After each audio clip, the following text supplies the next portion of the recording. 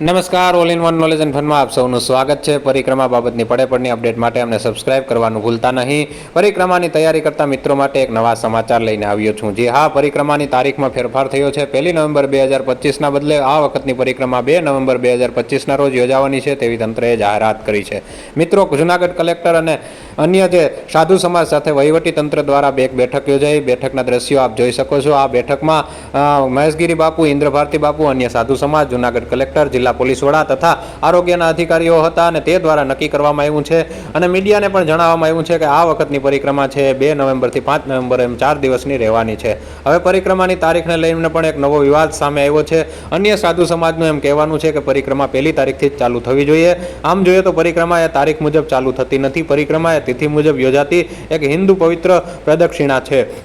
પણ વહીવટી તંત્ર દ્વારા પ્રદક્ષિણાની જે પરિક્રમાની સરળતા ખાતર તેની દર વર્ષે તારીખ નક્કી કરવામાં આવે છે। આ વખતની તારીખ નક્કી કરવામાં એક નવો વિવાદ સામે આવ્યો છે અને અન્ય મહામંડલેશ્વર અને બજરંગદાસ બાપુએ તેનો વિરોધ કર્યો છે અને તેમનું કહેવું છે કે પરિક્રમાના રૂટ માટે અને પરિક્રમાની તારીખ માટે ઇન્દ્રભારતી બાપુનું સાંભળે છે તંત્ર, અન્ય કોઈ સાધુ સમાજને તેમાં સામેલ કરવામાં આવતા નથી। શું કહ્યું બજરંગદાસ બાપુએ, તેમના શબ્દોમાં આ ક્લિપ સાંભળીએ અને ત્યાર પછી આપણે નક્કી કરીએ કે શું આ પરિક્રમા જેવું પવિત્ર છે એ વિવાદમાં આવવું જોઈએ કે ન આવવું જોઈએ।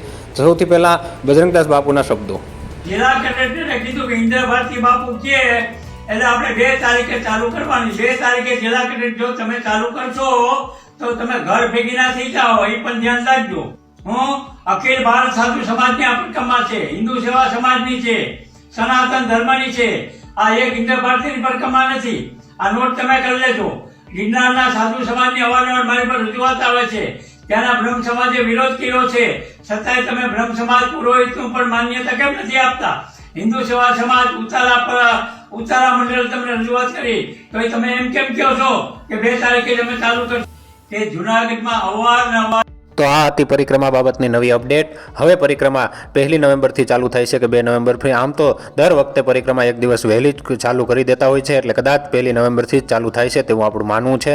પણ પરિક્રમા જેવી પવિત્ર બાબત છે એ વિવાદથી દૂર રહે તો જ સારું। હવે આમાં કોણ સાચું અને કોણ ખોટું તે તો આવનારો સમય જ બતાવશે। પણ સૌ ભક્તો, શ્રદ્ધાળુઓને વિનંતી કે તેઓ શ્રદ્ધાનું ભાથું બાંધી જય ગિરનારી અને બમ બમ ભોલેના નાદ સાથે પરિક્રમા કરજો, પ્રકૃતિનું રક્ષણ કરજો અને પરિક્રમાનો આનંદ માણજો। જય ગિરનારી।